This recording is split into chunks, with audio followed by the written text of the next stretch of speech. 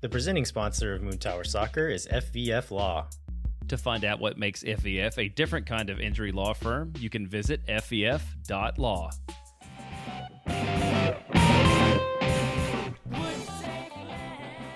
Hello, friends, and welcome to SWOONTOWER Soccer. I'm Steph Cragnola. And I'm Mike Cragnola. And today we're all about the boys. Yeah. We are coming off an away trip from San Diego, and we have a decent amount to talk about today. We're going to cover some match scots of the match this weekend. I know you thought you weren't going to get any, but you were wrong. We've got some fit checks, match moods, social media standouts, and then we are going to get into some previews for this weekend against Colorado and wrap it up with the man in my jersey. Yeah, we also are going to steal a move from Moontower and do our own little mid-season review of how we're feeling about the 2025 Austin FC season. And so we heard Landon and Jeremiah's Smart Guy Soccer takes this week. Can't wait to hear Steph's vibe. Dumb guy. Steph's vibe-based takes this week. So that'll be really fun for me to see how you're feeling this week. Yeah, well, you know, it's not all about me, though. We talk with a lot of different people, and I want to jump right into some of the interviews we got in San Diego. We got a chance to ask a few of the locals what they think of Austin FC, how they're feeling midseason, maybe throw us a few listos verdes, and they had a lot to say. Okay, SWOONTOWER here at La Jolla Cove, interviewing some very vocal sea dogs. Yeah, unadoptable wet pups. And we're so excited to be here, and we just wanted to know, what does it mean to get a kiss from a rose on the grave? I knew it. You did? You guessed it? Yeah, I knew it. Wow. Okay, well, I have a question for you, Sea Puppies. If you could be the mascot for any Major League Soccer team, which soccer team would you pick? Great answer. Great answer. Okay, can we get a listo verde? Thank you, puppies. Oh, you're so cute. 10 out of 10. Yeah, 10 million out of 10 Oh my gosh. I know million. we can't adopt these water dogs, but I really want to. I don't want to adopt that bird. No. But I thought it was very cute in the zoo. Yes. F that bird, honestly. Yeah. All right, well, let's get into, we have a couple different fit checks. We had the plain fits, and then we had the pre-match fits that they wore while they were scouting the field, which we were lucky enough to see because we were in there for 2.5 hours. 6 million hours, yeah. beforehand. So let's talk about the plain pictures first. Again, we had kind of an assortment of different hoodies and shorts ensembles, a lot of hoodies and shorts combination this week, which, to be fair, when we went to San Diego, we were talking about how perfect it is for hoodie and shorts weather. So I'm glad to see that the team is on our side. Yeah. I personally think hoodie and shorts weather might be the best weather to have. Period. Yeah. I mean, I won't argue. Yeah. So if we could move Austin to the coast so that we could always wear hoodie and shorts, please and thank you. I would have to buy my own Austin FC hoodie. Yeah, or Instead keep of borrowing mine. Yeah. So one thing that I wanted to call out was I noticed a Starbucks cup in Hudair's hand. Ooh. Do you think that he gets judged by especially Brandon, but like even Brad is like He's a kind of a coffee snob too. Yeah. Yeah, I think if they don't vocally, they certainly do internally. You know what I mean? I know I can't help it sometimes, and I will vocally judge my friends, especially here in town, when they get Starbucks instead of any of the bazillion incredible coffee shops that we have. Shout out Praxis, shout out Desnudo, Proud Mary. Like Barrett's. I could go on and on and on. Yeah, but you have to mention ours. Well, yeah. Our home, Barrett's. And so I know that I'm guilty of it, and I can only imagine that some of the guys are as well. Yeah, no, that's why I wanted to bring it up, because I just wonder what the level of external judgment is like in the locker room. Yeah. If anybody knows, get at us. Let us know. Yeah. Something also I thought was interesting was I've never seen Nico Estevez on the plane before. Mm. And I was wondering if that's like, does he usually not travel with the team, or did they just like, do they not ever take pictures of him? Yeah, I think maybe it's just how cool he looked in the sunglasses this time. You know, they had to capture it. Mm-hmm. He's like, no, I'm not a regular dad. Flips the sunglasses on. I'm a verde dad. I'm a cool dad, you know? Yeah. I wanted to give a shout out to Mikael Dessler, who, like, Speaking of dads, in a hat, in a backwards hat, looks entirely like a different person. yeah, he looks like one of our friends. And Yeah. I'm not saying like a specific friend that I have in mind. He just looks like Somebody who would be. exactly. Yeah. Yep. Just a regular guy. Yeah, regular guy, not a pro athlete, but like a regular dude. Yeah. Yeah. Just regular guys being dudes. Speaking of guys being dudes. Anything that stood out to you in the pre-match fits besides all the little cups that they're holding, which I thought were very cute and funny? Like, what do you think is in those? A little sports drink? Yeah, it's probably like hydration packets. I liked CJ trying to have like a serious face coming in to his old hometown stadium. Yeah. You know, it must be crazy. Like last time he played there, he was 18 and he was playing for San Diego Loyal. And now he's here as a grown ass man playing for Austin. Yeah. Must be crazy. Yeah. I think my favorite is getting to catch the supporters section in the back of some of these shots. Yeah. Or I guess like just that, the one that Bukhari with shot. Bukhari. Yeah. You can see how full the section is. We're up there. Yeah. Yeah, I you gotta squint. You gotta squint, but we're in there.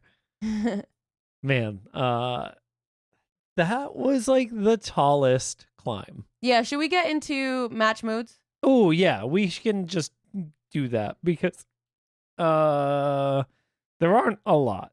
Well, there are a lot of match adjacent moods. Yes, there are a lot of trip moods. Yeah, so let's talk about that because you have something that you wanted to bring up for this. Yeah, so I know that seeing 200 like Austin FC fans traveling for a match that played out the way that Austin versus San Diego did probably feels, if you weren't part of the trip, it probably feels like, oh my God, I would have been so upset to have gone there and had that happen. Mm-hmm. And like, I think that's probably true if all you did was go to the match. Sure, or if all you did was go there for the match. Yeah. Because I think there are also people who like do other stuff, but are there just for the match experience. Yeah, and I think that for me, what I have found to be most helpful about these away trips is to like look at them more from the like group almost group vacation vibes, right? Like I'm going on vacation with a bunch of my friends to the same place and we're going to go out and we're going to experience that place together. So we're going to go to dinner and we're going to like get drinks and like see sights and do things in that space that we couldn't do at home as part of the trip, right? Like building that community for me has been the key to always having a great away day. Yeah, I think that's a really interesting point you bring up. I had a really great trip in San Diego, and we can talk about that a little bit more if you want to, but I feel like that's how I view home games as well. Yeah. I'm not necessarily going there, like I'm going there for the soccer, but the thing that makes it a good experience is seeing my friends around the concourse, getting to interview the mascot of the match, getting an empanada because, oh my gosh. Yeah. Or halal taza before, you know, like all of those things, riding the bike to the stadium, all of that leading up to the stadium, supporting the Fighting Leslies by drinking one of their Pollo pills. Like all of that to me is part of the game day experience. And so it tends to help. And I know those are more regular and it's harder to like always look at them like that if you're not winning like a lot.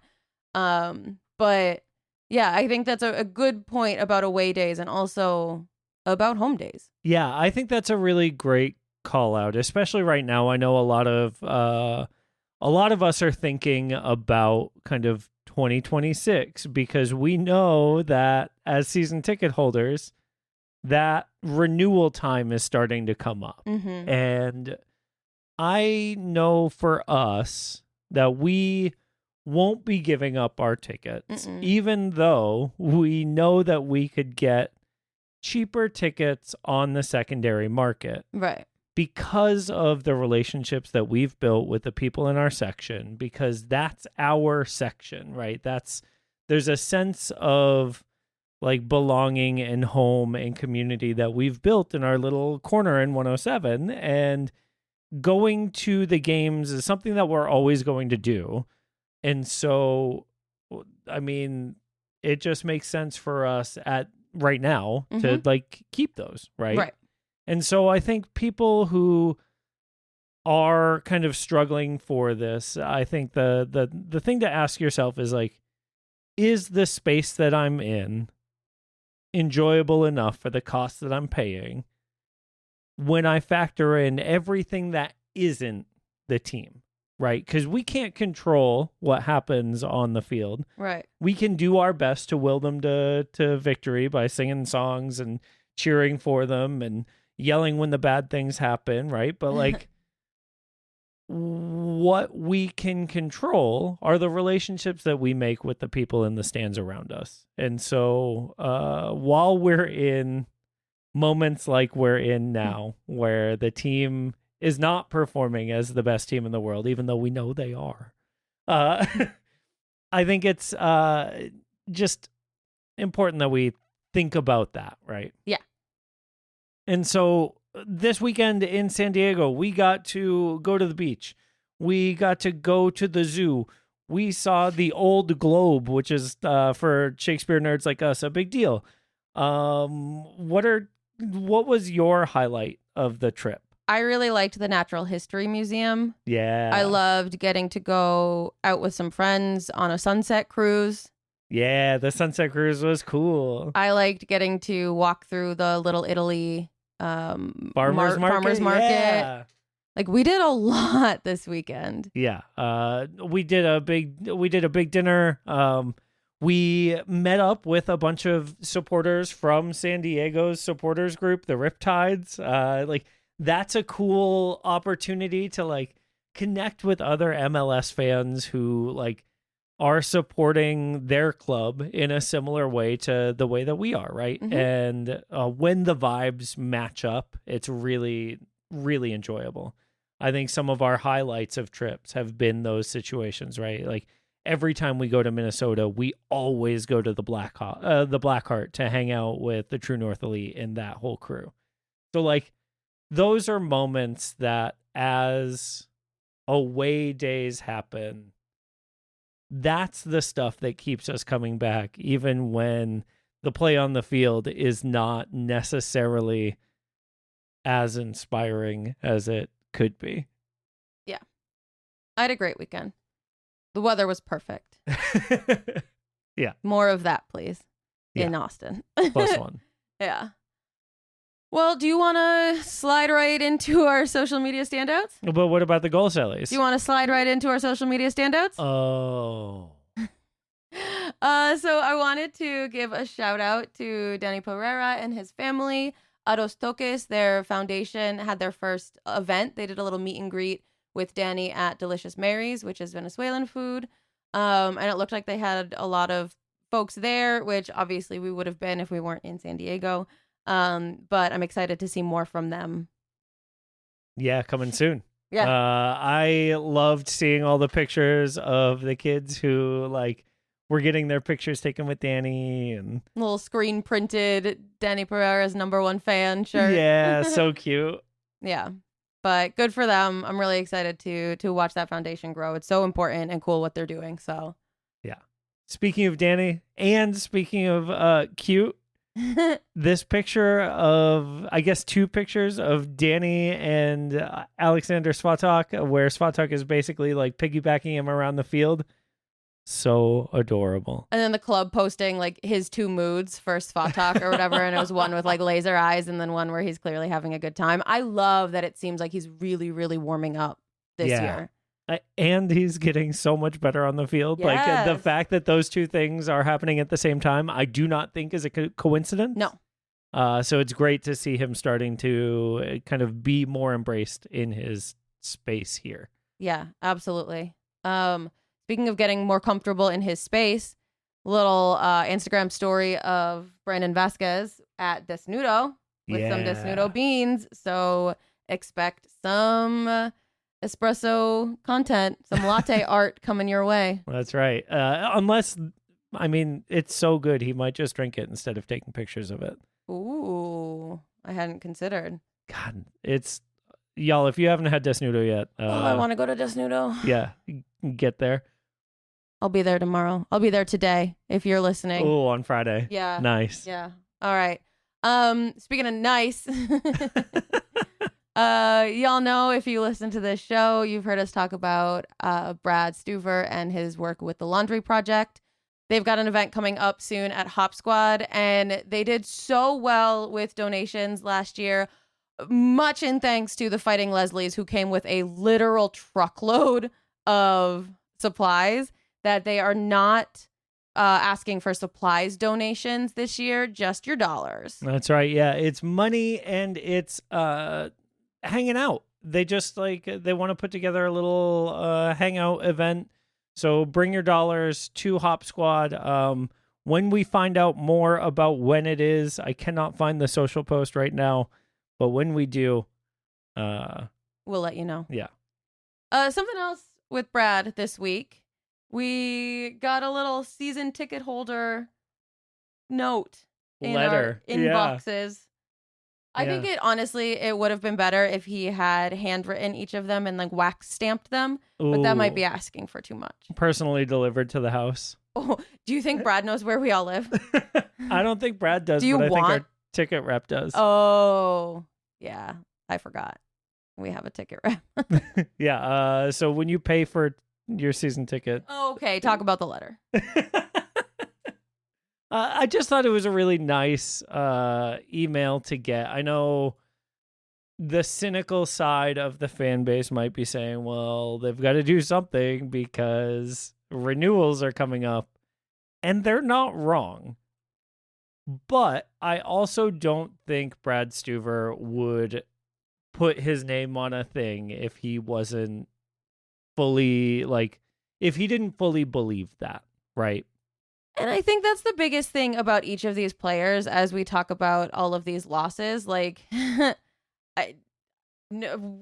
heard it from Gina last year on our opponent spot. Like, no one wants to win more than them, right? Yeah.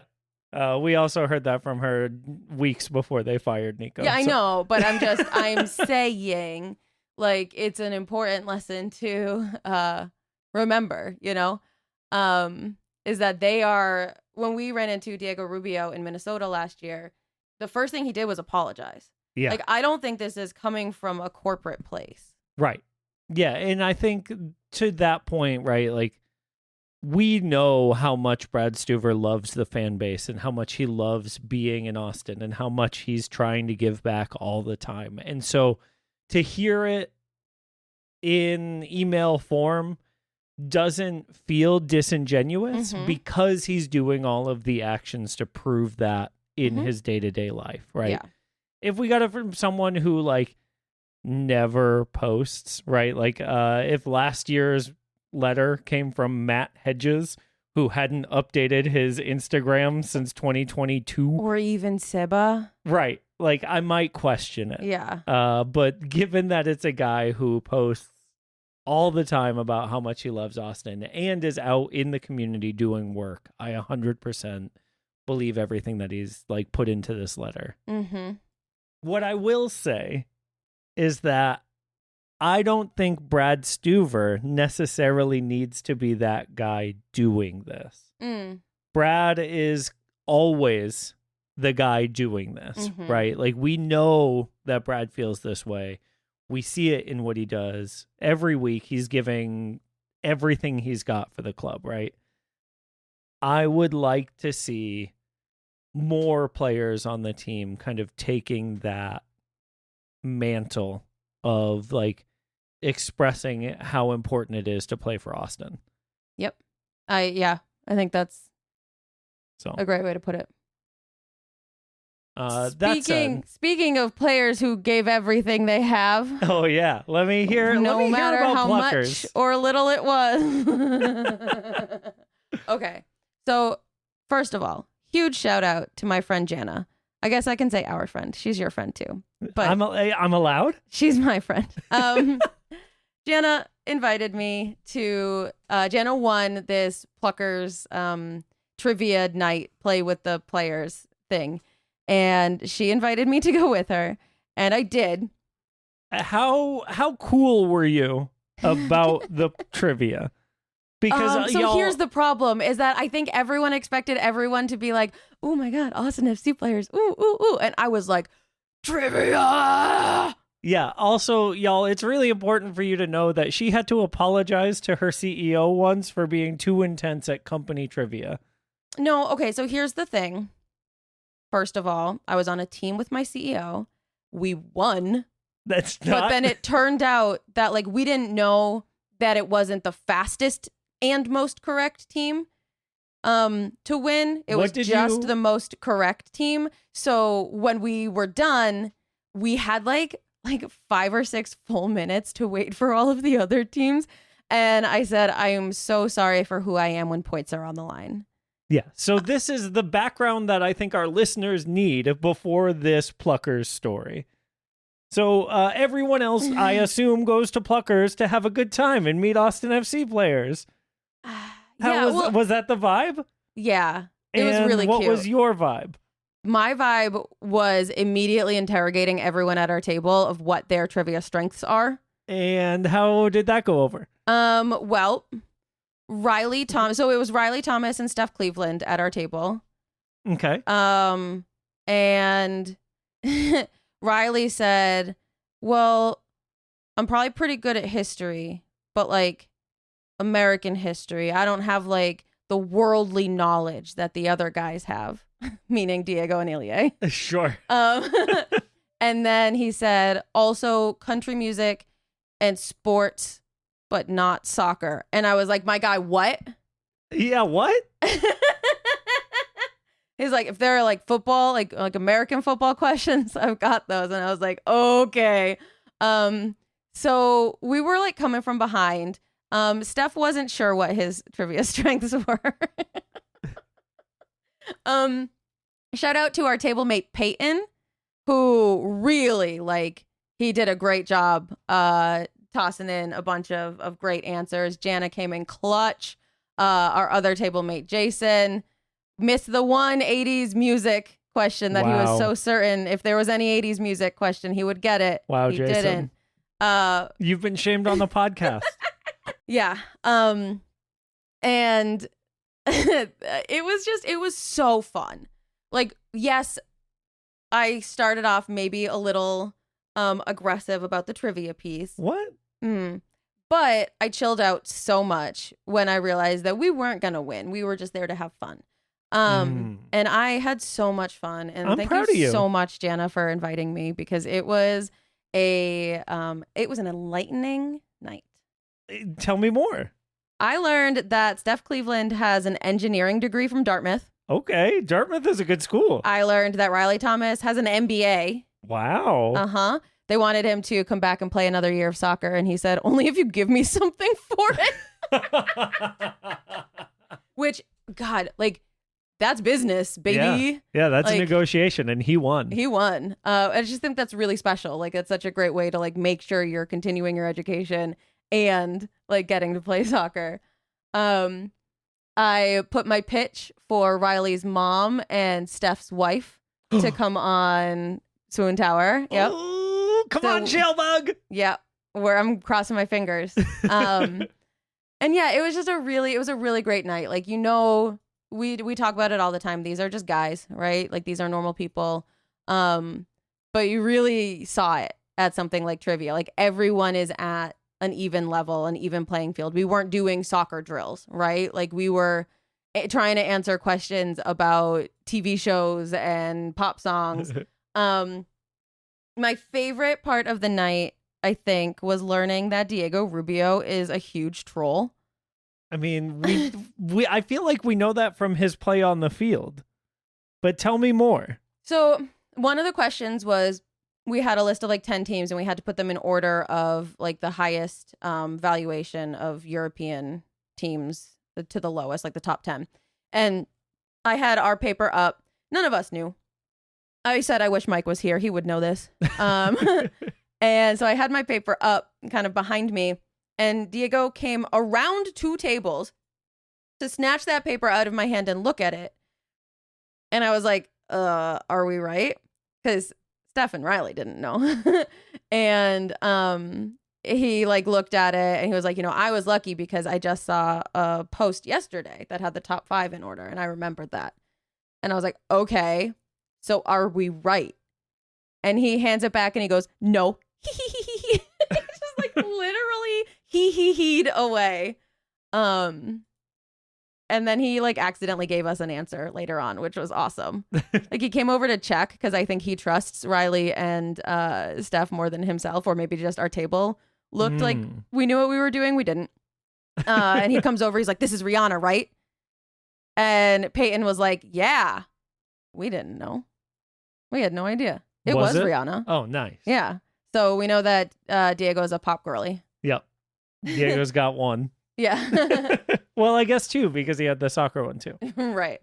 And their team did come in second place. So congratulations to Ilya Needs More Sleep, which was their team name. Which I think tells you how Ilya is feeling right now. Right. Yeah, that feels right. Mm-hmm. I will say it has been a relief to only have one match this week.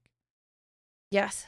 Yeah. Having yesterday off day for the SWOONTOWER house was amazing. Really nice. Yeah. Like the fact that I could go to this. Yeah. Like when Jana asked what I was doing, like I could say yes was so cool and so fun. It was great to see a bunch of other supporters out and to see the kids coming up to meet all the players. Like it was just a really, really wholesome night.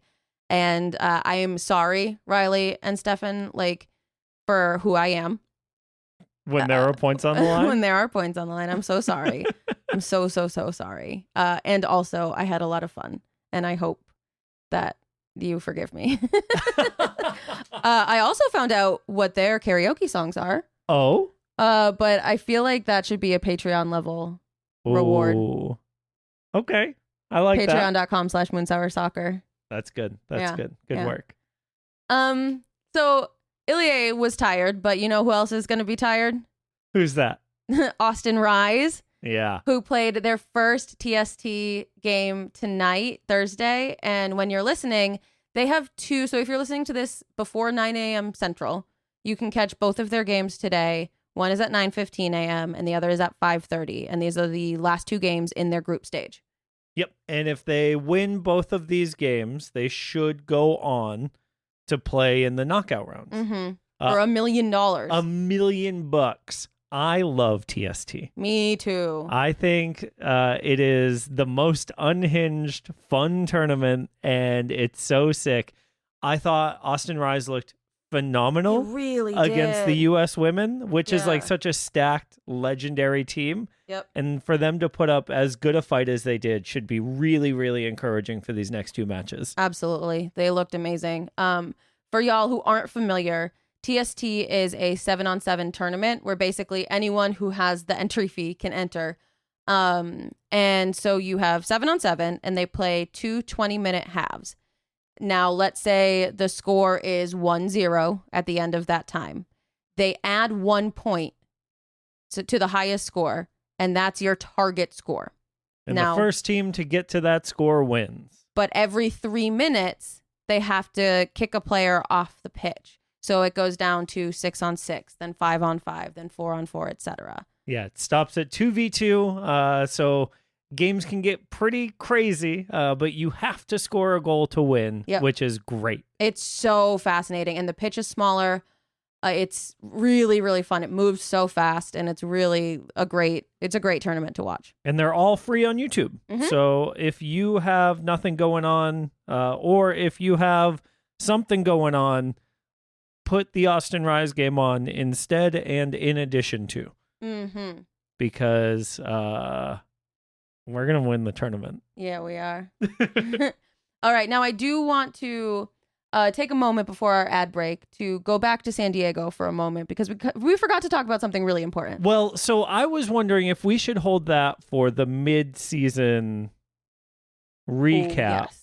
Because I think it's not just a San Diego thing. No, you're right. It's a constant problem. Men refuse. I think it is a gigantic season-defining issue. That's a great point.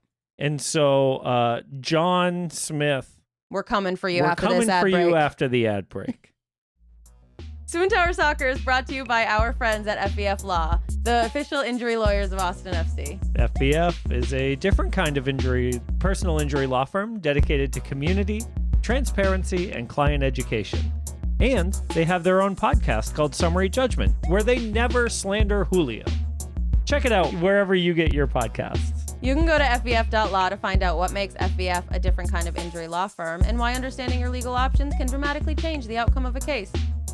Once again, that's FVF.law. Our premier sponsor is McGuire Woods Consulting, helping clients in the public affairs space from lobbying at the local, statewide, and federal levels to digital and communications campaigns across the country. McGuire Woods Consulting has offices in 10 MLS cities, but only advertises on this podcast because Austin is great and has great teams like Austin Rise, who are going to win TST $1 million. Contact our friends at McGuire Woods Consulting at www.mwcllc.com for more information. All right, we're back. All right, John.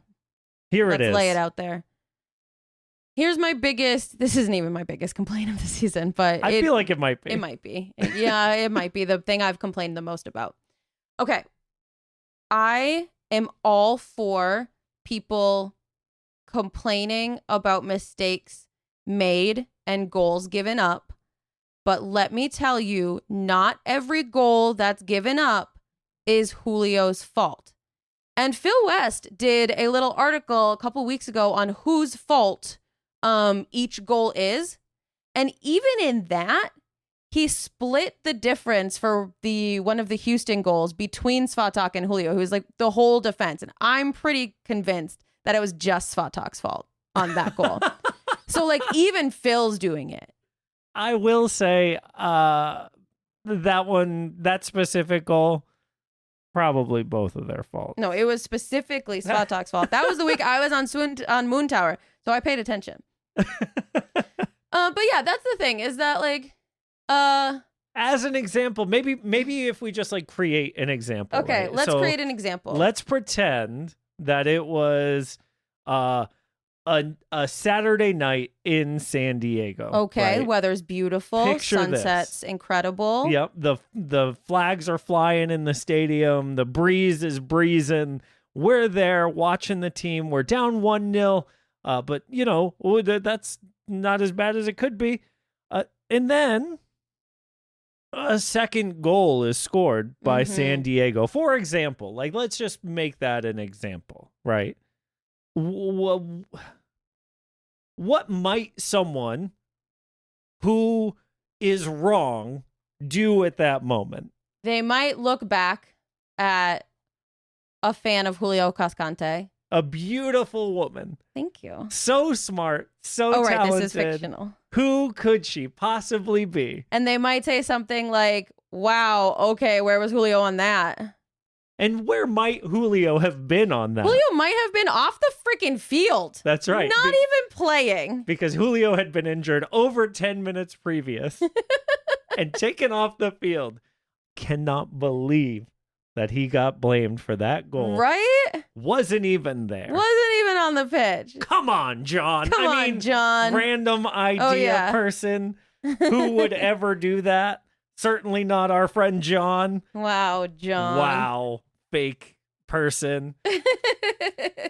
But no, I think ultimately, like, is Julio Cascante good at soccer? I don't think so, and I've said that before. Is Julio Cascante the problem all the time? No. Right. And I've said that before, too. Is Julio Cascante the most handsome Austin FC player? Yes. He might be the vibiest. I don't know if he's my most handsome, but Interesting. Okay. Steph, I want to know about the 2025 season. What has been the biggest surprise for you? How much I've learned about tactics. Okay. I think that my ability to follow matches is like exponentially improved from last season. Okay. And on the field. Well, that kind of ties in to the thing because I like now I notice all the things that aren't connecting, and it's annoying. Okay. So it could be said that the biggest surprise has been the lack of like cohesion in the group for you. Yeah, and I think they're like, I think I use this word lightly because I know people will probably come at me for it, but like the effort is higher than it has ever been, even though the output is lower. Okay. I like that. For me, I think the biggest surprise has been how cursed we are. It's just shocking. We should have so many more goals than we do, and why don't we? Witches. That's it. Yeah. Next question. All right. Do you have one for me? Yes. What has been your favorite moment so far? Oh gosh. I think my favorite moment has been the come from behind win against El Paso in the Open Cup. It just felt so dire when we were down 2-0 at the half. Yeah. And to like roar back to life and score clean, good goals felt so sick. And to like be celebrating those goals with all of our friends because we had like grouped together for positive affirmation. Yep. Felt really cool. Yep. Agree. What about you? I think getting to hold the drum. Yeah. Like that was a really, really cool moment. Getting to look up at the supporter section. Like, whoo. Woo. Just the supporter section? Well, I mean, yeah, and Brandon Vasquez, but like, but that was like, oh, wow. And looking up at the supporter section was like, whoa, wow. Yeah. That's so sick. Yep.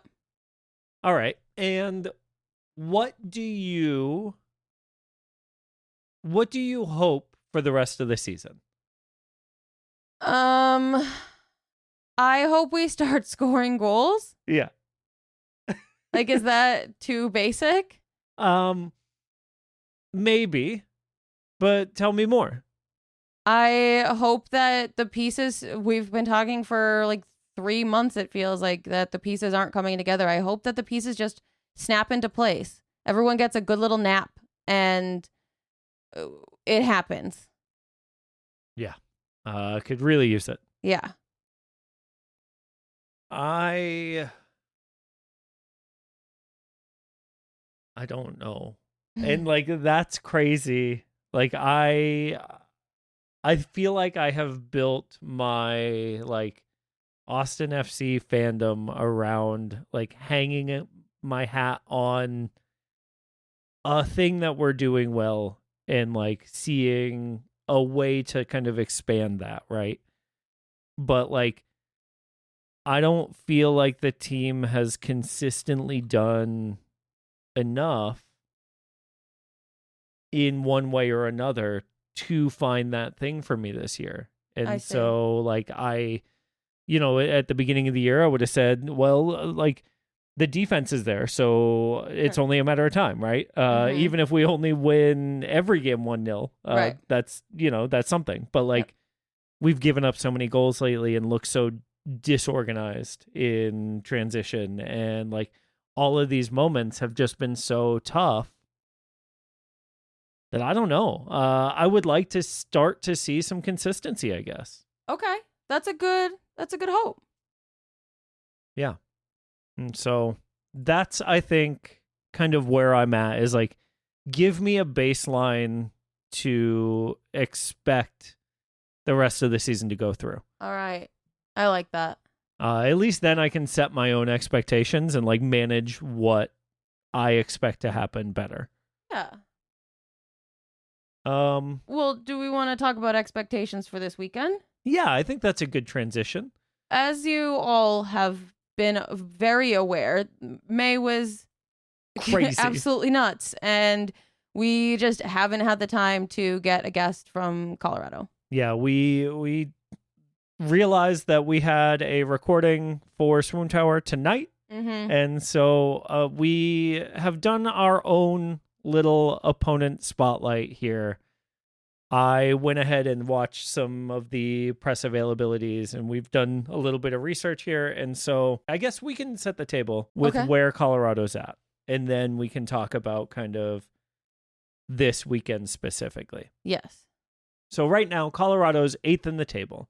They've got 6 wins, 6 losses, and 4 draws. They're on 22 points with an extra game in hand against Austin. So Colorado's played 16. Austin has played 17 games. They have a -4 goal differential, meaning that they have scored 4 less goals than they have given up. Sounds pretty good until you look at our goal differential, which is -9. Yep. Yeah. So not great, but here we are. Here we are. And so they most recently lost to Portland 2-1 in a game where they got a yellow card in the 67th minute and were playing down a man ever since. A red card. Yeah, did I say yellow? Yeah. Yep. I wanted to question it because if you get 2 yellows in a game that equal a red, do you still miss the next game? Yes. Even if it's not a straight red? Yes. Okay. But this was a straight red. Yeah. I just was curious. Yep.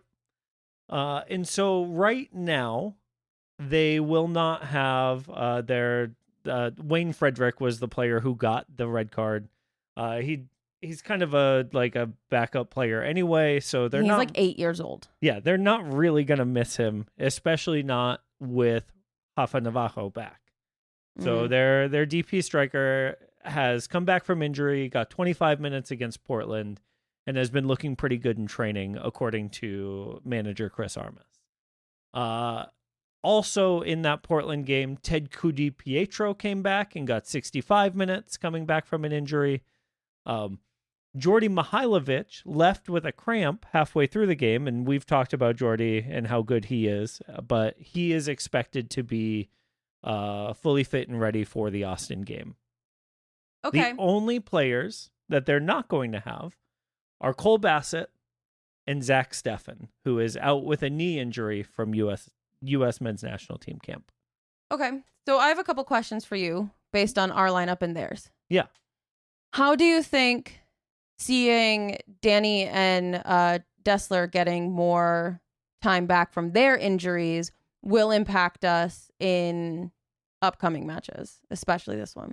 Yeah, I think if Dessler is ready to start, that should help out a ton for us, especially while Mirtu Azuni is away on international duty, right? Like having John Gallagher available as a sub, either on the wing or in defense, right, is just so massively helpful. It's how we started the season, and it feels like Gally coming on as a powerhouse sub was really helpful for us, and we've been missing that, and he's been clearly exhausted.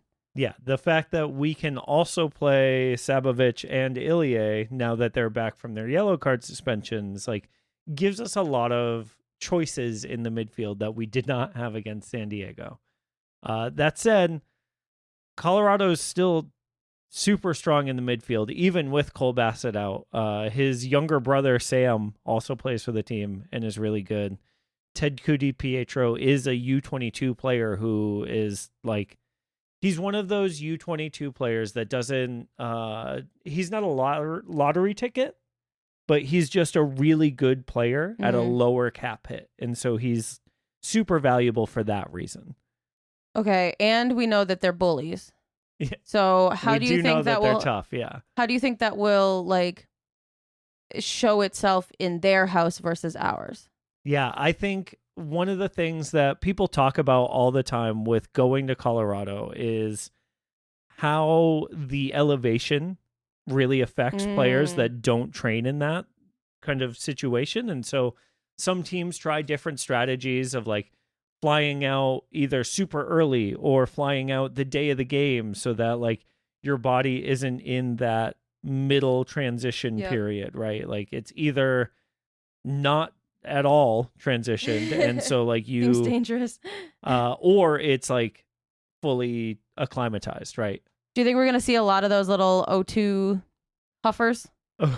I don't think MLS has the budget for those. They're like $5 at CVS. I'll get them.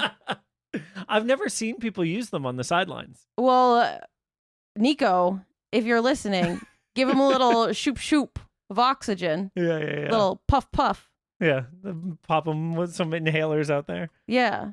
But yeah, so I think in general, they're able to play a lot of their game better at home, right? That sitting back and counterattacking by letting the opponent wear themselves down in that space, and then really hitting them when they're tired and when they're like sucking air. And that was a lot of what Chris Armas talked about in his press availability this week was training the last 3 days being about who they are and their philosophy of play, looking at transition moments both in offense and defense. And a quote that stood out to me was, "We're at our best when we bring big energy in pressing and counter-pressing situations." And so they're really looking to get their fullbacks into that build phase of the game, that kind of attacking phase, to allow more crosses to come in for Rafa Navajo in the center of the pitch. Okay. So we're really going to be looking at like, what? Bukhari? Bukhari's going to have to do some defensive work for sure. Yeah. I imagine we'll see either Hader or Robert Taylor. Like I would. Oh yeah, I forgot. I would like to see Robert Taylor, but I don't know if he'll be as a healthy winger. enough Is to he start. not like? Is that where he normally is? Yeah. Oh, okay. I didn't know. He normally plays out on the wing. And Okay. so it would be nice Yeah. if he's healthy enough to like get him a bunch of minutes against Colorado. Because I anticipate that being a defensive forward like job if they're relying on their fullbacks to. Yeah, it could be. It could be a situation where we need a lot of that two-way work where, you know, having John Gallagher to come off the bench is super valuable in that sort of setup, right? Yep. And we know we're not going to be able to play necessarily through the middle as strongly as we might like. Their defense is a little bit weaker on the back line, but like their midfield is pretty good. So okay. If Danny and Owen haven't had a lot of rest this week, it might look pretty tough out there for them. Yeah. So yeah. Overall, it's, I don't know. What are you hoping for out of this game? I am hoping that we win. Yeah. Also same, but yeah, I don't know. Colorado is very, very physically tough. Right. And we have seen Austin not be able to match that as much. And so I'm a little worried. Okay. But what's the score going to be? Oh, 2-1 us. Great. Yeah, That's obviously. what I needed to We're hear. the best team in the world. We're going to win. Duh. All right. Are you ready to wrap this up? Yeah, I think so. I think we're good. Okay. We're going to end with the man of my jersey. Drum roll. Drum roll, everyone. The man of my jersey is the only Austin FC player to follow SWOONTOWER on Instagram. Steph in Cleveland. Nice. An absolute gem. Someone who, at the end of trivia, said, well, I was absolutely useless, but seemed like he had fun anyway. And that was a real teachable moment for me. that some people have different strengths. Yeah. Yes, his strength is keeping trivia answers to himself. Y'all, if you like this episode, be sure to rate, review, and subscribe. Tell your friends, tell your enemies. Hit up Moontower Soccer's Patreon, patreon.com/MoontowerSoccer. Get in there quick before Jeremiah and his gigantic son, Jackson, start stuffing all these envelopes with your gifts and season items so that you can get yours right on time. Thank you so much. We love you. Bye. Bye.